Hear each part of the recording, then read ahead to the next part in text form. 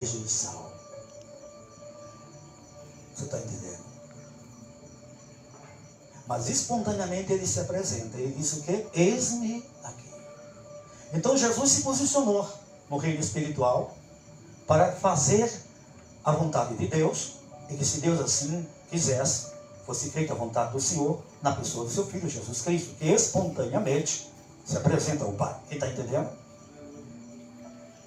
Agora, após se posicionar, se sabe que Jesus, como Filho de Deus, tem o reino, e é do agrado de Deus lhe dar o reino e lhe tornar rei dos reis para todo sempre.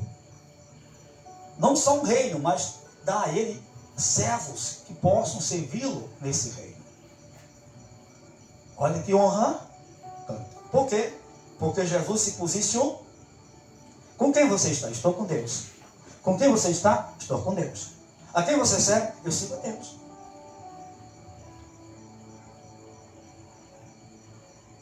Algum tempo atrás, não faz muito tempo, Deus me levou para um salão. Ele me dava visão, ele me direcionava, ele usou uma serva para confirmar a minha mudança e tudo. E do jeito que ele mostrou, aconteceu. Eu fui para o salão. Tu acredita que poucos dias que a gente estava no salão, apareceu um camarada? Eu disse, Deus é bom, porque nos mandou para esse salão. Aí estava lá no salão, um salão grande, eu satisfeito com o salão, né? O proprietário do salão, uma benção. Aí, desde depois apareceu um cara lá no carro, com um motorista, de óculos escuros, disse, perguntou de quem era o salão, porque estava pretendendo comprar o salão. Olha isso aí, comprar o salão. E eu, sabe foi o que ele disse? Ele disse que depois vinha comigo, né? Se der certo, né? Quando é que você paga aí, Gustavo, né? Porque se eu comprar, quem sabe você fica, sabe aquela conversa diabólica. Eu falei para ele tudo o valor, ele disse, se der certo, né? Aí ele olhou para mim e disse, mas quem mandou o senhor vir para cá? Você não me conhece, não sabe minha história. E por que está perguntando quem me mandou vir para cá? Ele insistiu, ele perguntou de novo, quem mandou o senhor vir para cá? Enquanto eu não respondi para ele que foi Deus, ele não parou a boca. Quando eu disse, Deus me mandou vir para cá, aí ele fechou a boca, botou alguma coisa e foi embora. Nunca que comprou esse prêmio. Quem era? O próprio diabo. Misericórdia, pastor. Eu vejo dessa forma. Se não era o diabo, era o secretário dele. Para quê? Para afrontar a minha vida, para me causar, sabe, mal cheguei, agora já vai vender o prédio, vai passar para outro proprietário, para deixar você perturbado. Tirar o quê? A sua paz. Isso é diabólica. Se não der certo, Deus vai levar para outro. Vou estar pensando nisso não, vamos continuar pregando o Evangelho. Pronto. Depois eu descobri que ele só queria isso. Mas até o diabo quer saber de que lado você está. Já parou para pensar? Com quem você está? Essa é a pergunta da noite. Com quem você está? Com Deus ou o diabo? Aleluia. Meus irmãos, Jesus se posicionou-se ao lado do Pai. Jesus disse, eis-me aqui, agrada-me fazer-te a tua vontade. Quando Pilatos perguntou para Jesus, logo tu és rei, Jesus disse, para isso nasci, para isso vim a este mundo, para dar testemunho da verdade. Aleluia! Você está entendendo? Bendito seja Deus. O ser humano comum não consegue entender a glória do Todo-Poderoso. Aleluia. Não consegue entender suas palavras, porque Ele é Espírito. Aleluia! Amém? Bendito seja Deus. Então Jesus, posicionado ao lado de Deus, firmado o compromisso em fazer a vontade do Pai, quando ele é batizado nas águas do Jordão, ele é conduzido pelo Espírito Santo. Olhe bem, pelo Espírito Santo de Deus. Para quê, pastor? Para o deserto, meu irmão.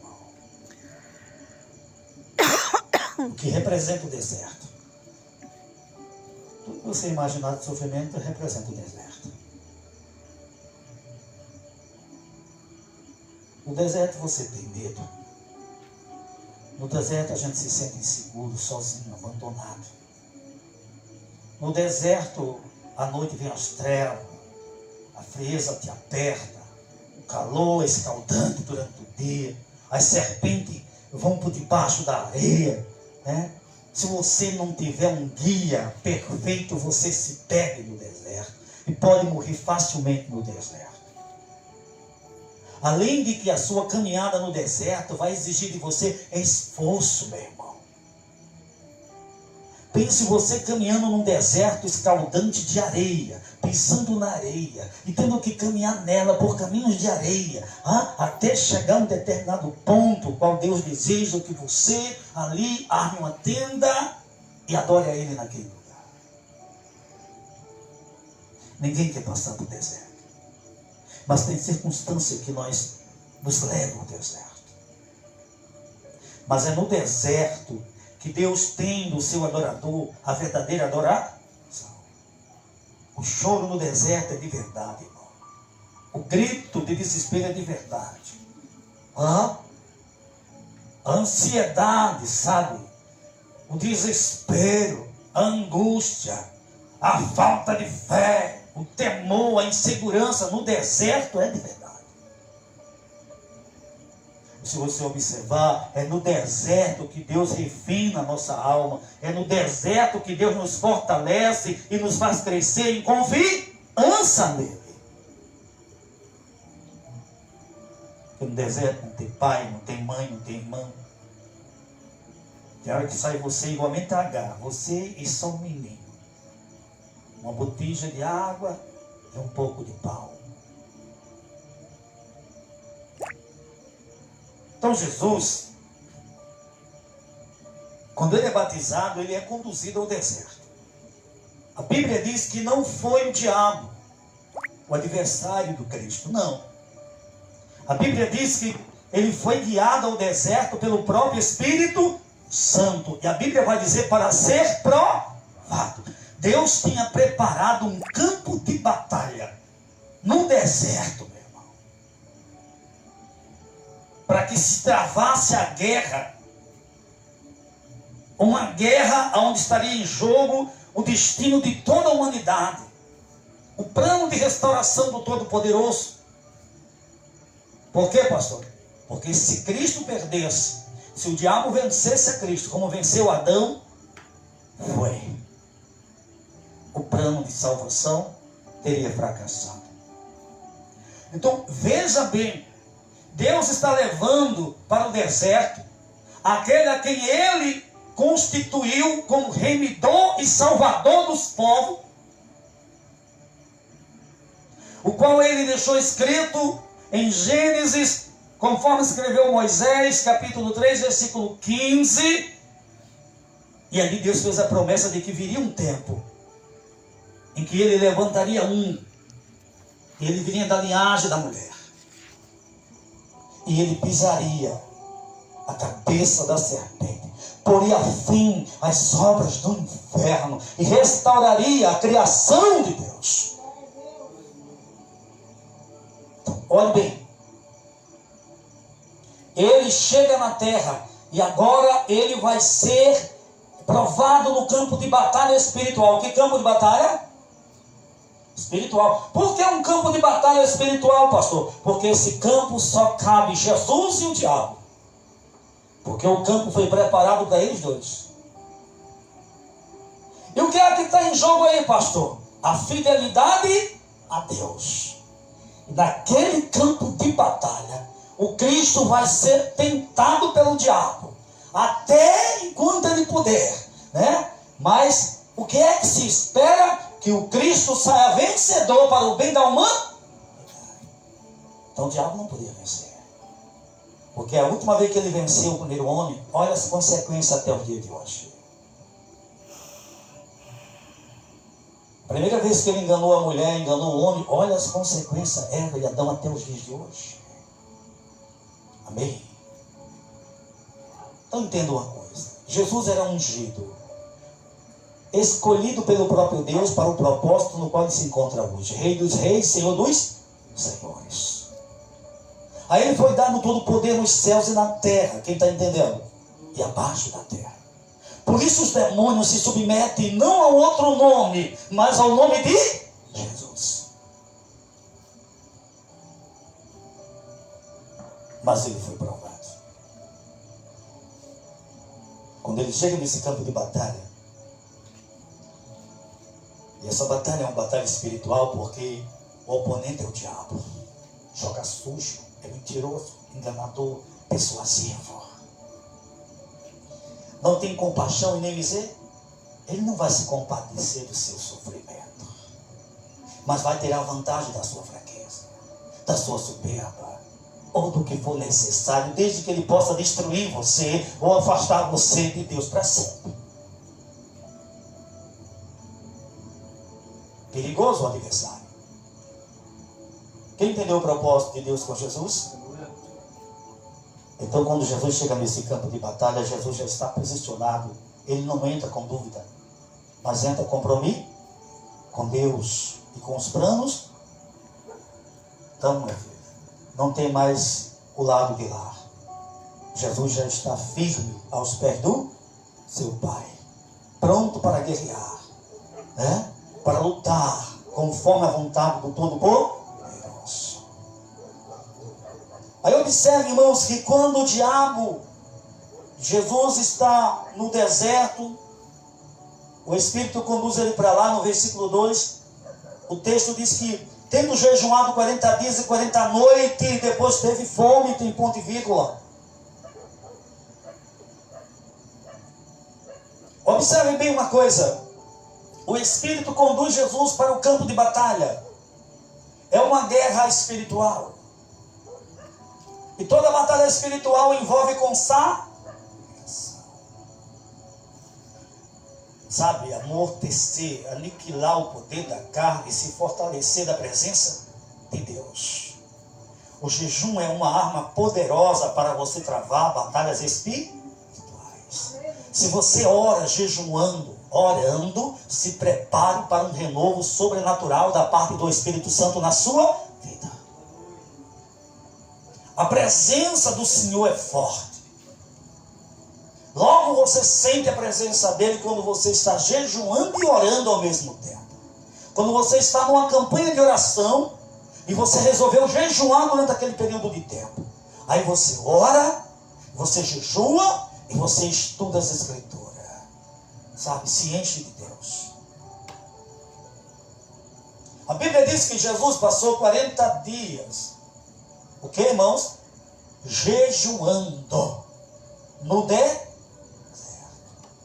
Então observe que nos 40 dias Jesus, com certeza, né, a carne era a inimiga. Por quê? Porque quando a gente começa a jejuar, meu irmão, é só apresentar o jejum a Deus que logo você tem desejo de comer. Que logo você tem vontade de comer. E é aquela batalha. Por quê? Porque você apresentou o jejum a Deus.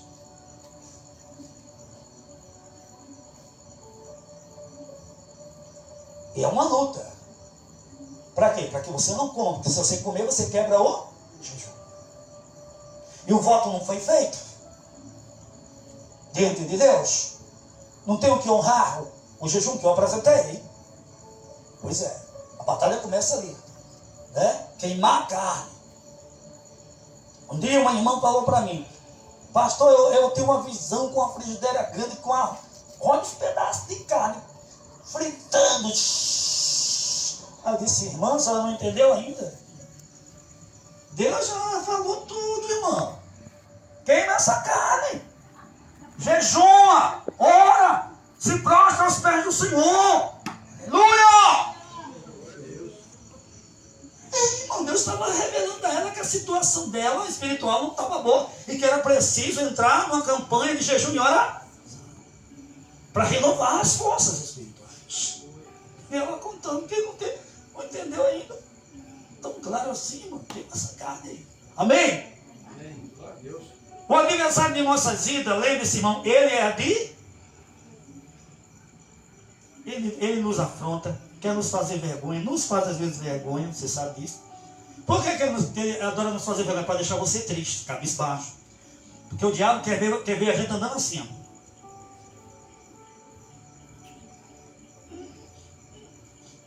Ele quer assim. Se você estiver assim, o inferno está em festa.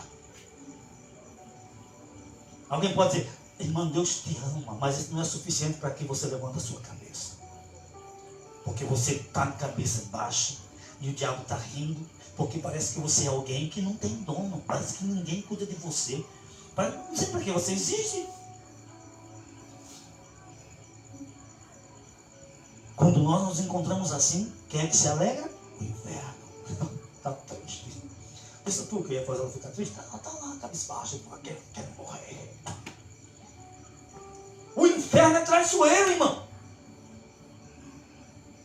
Usa pessoas para lançar palavras no seu ouvido, palavras que te ofendem, palavras que te matam por dentro, palavras que arrancam a sua alegria. De repente surge aquele vento contrário, para tudo estava bem, agora está tudo tão difícil. Para quê? Para arrancar de você aquele sorriso que você estava colocando no seu rosto. Ele não quer ver você sorrir. Eu me lembro de uma vez que eu vim ali, eu entrei por um beco ali, e de repente veio um abençoado, eu digo, Jesus. E eu vim e disse, e aí, irmão, tudo bom? Esse rapaz, tu ainda está rindo, é? Esse homem só vive rindo. Graças a Deus eu só vivo rindo, cara. Tantas coisas e tu ainda está... ainda estou rindo. Aí, olha só, o que é que ele queria? Que eu tivesse o quê? Cabisbaixo com a situação. Tu vai fazer o que o diabo quer ou o que Deus quer que você seja? Tu vai fazer o que o diabo quer que você faça ou o que Deus quer que você faça? Tu vai querer confiar no diabo ou em Deus? Porque Deus diz, eu sou contigo, tu és importante, não importa o que aconteça à tua volta, tu és importante para Deus, Deus cuida de você, cuidou, está cuidando e vai cuidar. Então com que palavra você vai ficar? Em que time você vai jogar? Eu tenho que me posicionar, irmão. Me posicionar. Porque tem louvores que é bonito ser cantado. Mas vamos entender a soberania de Deus. Tem aquele louvor que diz, se Deus fizer, Ele é o quê? E se Ele não fizer? Pois é. Entenda, Ele continua Deus se Ele escolher não fazer, nada muda. Ele continua Deus.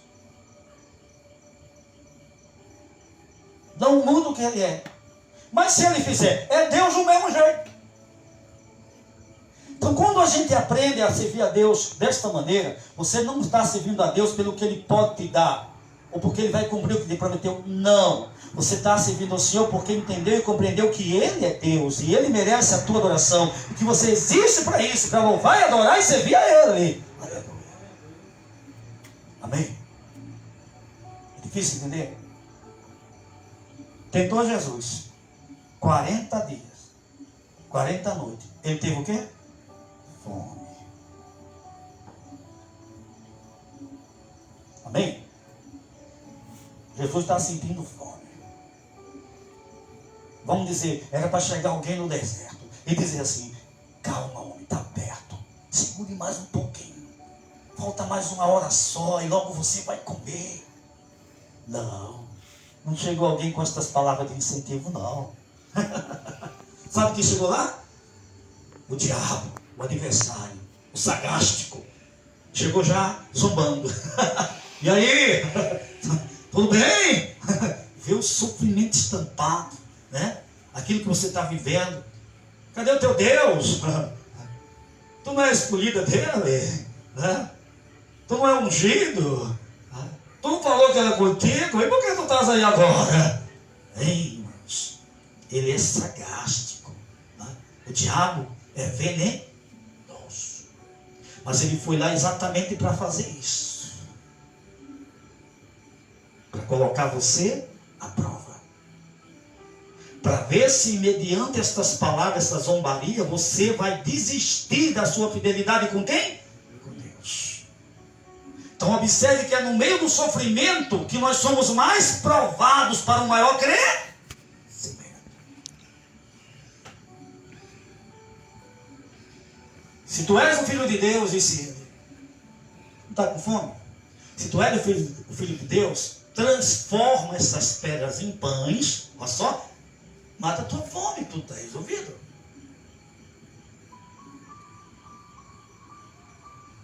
Pensa aí. O diabo agora está orientando Jesus, esteve orientando Jesus a transformar pedras em pães, a usar o poder que Deus deu, né, para a obra da restauração, né, para usar desse poder para suprir a sua própria necessidade. Olha o conselho do diabo. Parece bom, né? Foi o que Jesus disse, gente? Nem só de pão. Ele, porém, respondendo no verso 4, disse: está escrito, nem só de pão viverá o homem, mas de toda a palavra de Deus. Eita, Deus amado. Glória a Deus. Mas de toda a palavra de Deus. O que Jesus está usando? A Bíblia. Observe que ele falou, está escrito. Significa, aquilo que estava sendo citado estava escrito nas Escrituras. Ora, Jesus tinha conhecimento das Escrituras e usava as Escrituras para a glória de Deus. O diabo tinha conhecimento das Escrituras e usava as Escrituras para levar Jesus ao pé. Olha a diferença entre um e outro. Mas por quê, pastor? Porque ali era um campo de batalha. Dali, ei, se o diabo vence ali, ai de nós. Então entenda uma coisa. Se tem uma arma poderosa para calar a boca do teu adversário, do teu inimigo, do teu opositor, do inferno, dos demônios, é a palavra de Deus. Porque às vezes a gente entra em debate com outras pessoas, ficam falando, né? E cada um diz o que acha, o que pensa. Não, é aquilo que está escrito, que é verdadeiro.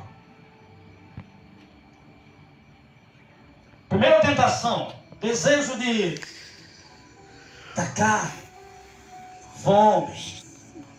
Mas Jesus usou a espada do Espírito, usou a palavra e colocou o diabo no seu devido lugar. Mas aí então, irmãos, ele não desiste, para a gente terminar o texto. No versículo 5 diz: então o diabo, que significa adversário, o transportou à cidade santa e o colocou sobre o pináculo do templo, um lugar, sabe, bem alto. E disse-lhe: se tu és o filho de Deus, lança-te daqui abaixo, porque está escrito: a seus anjos dará ordem a teu respeito, e tomar-te-ão nas mãos, para que nunca tropeces em alguma pedra.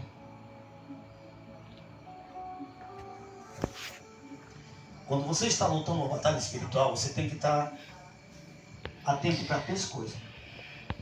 Ele vem a primeira, a segunda e a terceira. Na terceira você deve repreender. Por que o Senhor está seguindo esse espaço? Porque foi o espaço que Jesus seguiu.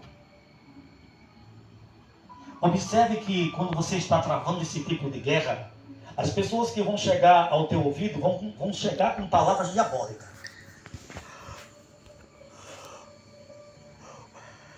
Olha só. Salta daqui. Tu não é crente? Tu não é ungido? Porque nada vai te acontecer. Isso é verdadeiro? Isso é mentira? Coisa do dia? Deus mandou o cristão saltar? Não. Pediu? Não. Mas o diabo pega a escritura, distorce ela para os seus próprios fins. Porque está escrito a teu respeito, se tu és um ungido de Deus, que se tu pulares daqui, quer dizer, Deus vai te guardar de todo o mal. Então se tu pular, nada vai te acontecer. Mas na própria lei está escrito também: não tentarás o Senhor. Deus, não põe o teu Deus à prova.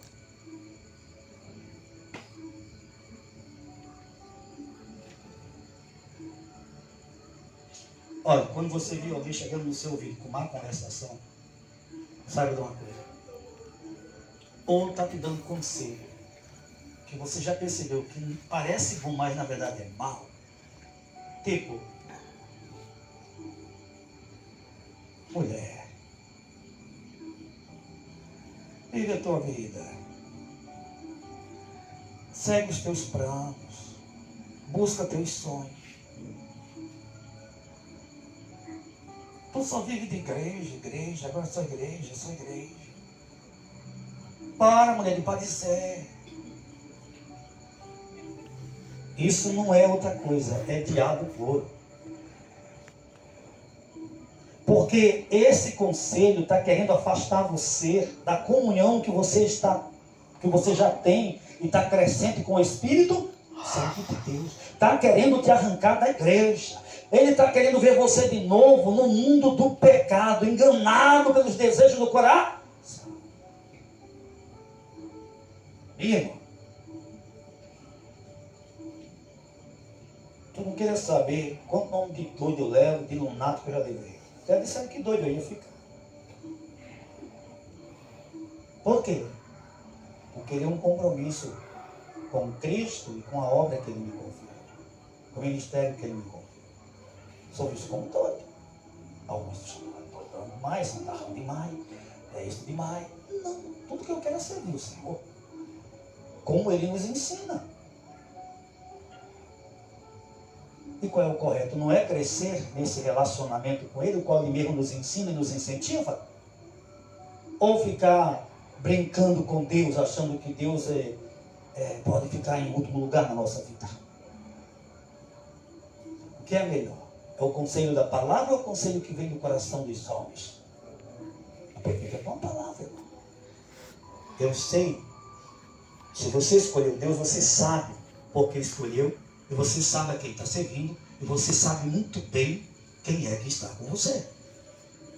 Quem cuida de você. Amém? Então tome cuidado com os ouvidos. Com quem, pastor? Os ouvidos.